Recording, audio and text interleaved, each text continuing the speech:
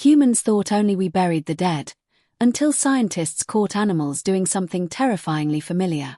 Elephants returning to old bones. Whales refusing to leave dead babies behind. And some chimpanzees reacting to loss almost like humans. The deeper researchers looked, the more disturbing the truth became. To describe the intense emotional and physical pain we feel when we lose someone important to us. But what if we're not the only ones who feel it? We can't ask animals what they're feeling, but we can watch how they respond when one of their own dies. Humans thought funerals belonged only to us. But scientists started noticing animals doing something impossible to explain. Elephants gathering around bones. Whales refusing to leave their dead behind. And some species acting so emotional. Researchers still debate what they were really witnessing. Elephants are some of the strangest cases ever recorded. Herds have been seen standing silently around dead family members for hours. Some gently touch skulls and tusks with their trunks. Others reportedly return to the same place years later. Scientists still cannot fully explain why they do this.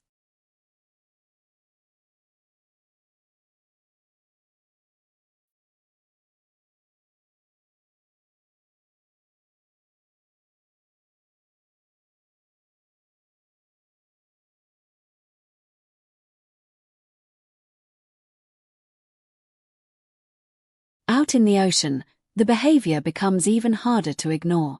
Orca mothers have been documented carrying dead calves for days across massive distances. Entire pods reportedly slow down and stay beside them. The scenes shocked people around the world because the behavior looked deeply emotional.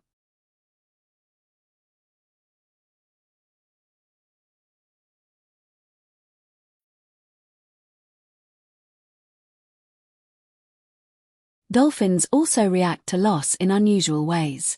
Some pods surround injured or dead members and refuse to leave immediately. Researchers debate whether it's grief or instinct, but the social bond between these animals is incredibly strong.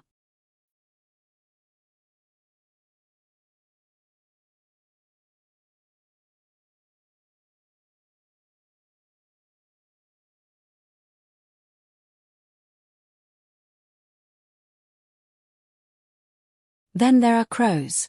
And honestly, this part sounds almost unreal. When a crow discovers another dead crow, it often calls others to the area. Soon dozens gather nearby in what scientists nickname crow funerals. Some experts believe the birds are learning about danger together.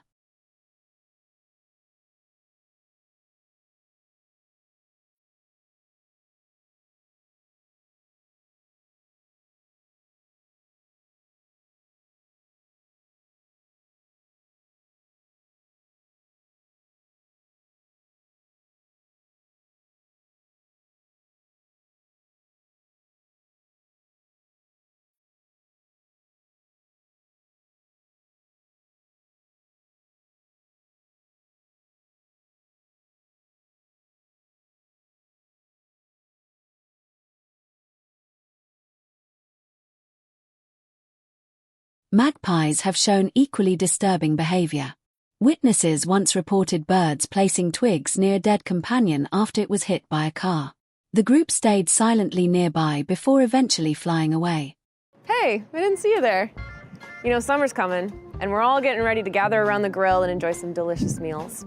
Some of the things that I love to eat around the grill, I love grilled mushrooms, I love peppers, and obviously, Beyond Meat. Like that. Not everybody here is a vegan, so some people do have questions about plant-based foods based on claims that they've seen online. So, I looked into it, and we're here today to bust some myths. Myth number 1. Plant-based foods are ultra-processed and they're full of chemicals. That means they're bad for you. Not all processed foods are created equal, and plant-based foods made with clean label product certified ingredients are not the same as processed animal products or pastries or even candies. Some people will say that plant-based meat is filled with mystery products, but when you actually look at the label, it's a lot less dramatic than that. It's just plant-based ingredients. So, myth busted. Myth number 2, plant-based meats are full of sodium. The new Beyond Beef and Beyond Burger patties have only about 14% of your daily value of sodium. Some people compare the sodium content of a Beyond Meat product to that of an unseasoned piece of meat. Now that's not an apples to apples comparison, because most people aren't eating unseasoned meat, and seasoning has, salt. So, myth busted. I know what you eat is your personal choice, so I don't want to tell you what to eat. But I do want to tell you why I eat Beyond Meat and why I share it with all my friends. Besides being animal friendly, the #1 reason is because it's delicious. And that makes it great for everyone. Most people don't know this, but the majority of Beyond Meat customers are not vegan. They like it because they might just be trying to cut down on meat or simply because it's a delicious meal. So stop believing the propaganda and come enjoy a nice Beyond Meat burger with us. Primates may be the most emotional examples of all. Chimpanzee mothers have reportedly carried lifeless babies for weeks. Some chimp groups become unusually quiet after a member dies, almost like the entire group understands something terrible happened. So, could these acts be funerals? Considering many cetaceans have highly complex brains and cognitive functions like problem solving, self-awareness, and advanced learning, it's not a stretch to wonder if they could be experiencing grief. These same types of traits are linked to how humans process emotions. But we still have to be very careful with how we interpret these behaviors. There are some cautionary tales. Scientists still argue over what all of this really means. Some warn people not to project human emotions onto animals too quickly. Others believe recent evidence is becoming impossible to ignore. The jury is out on this one, but it shows us how much we still don't really know about how non-humans perceive death. The name for this field of research is called comparative thanatology.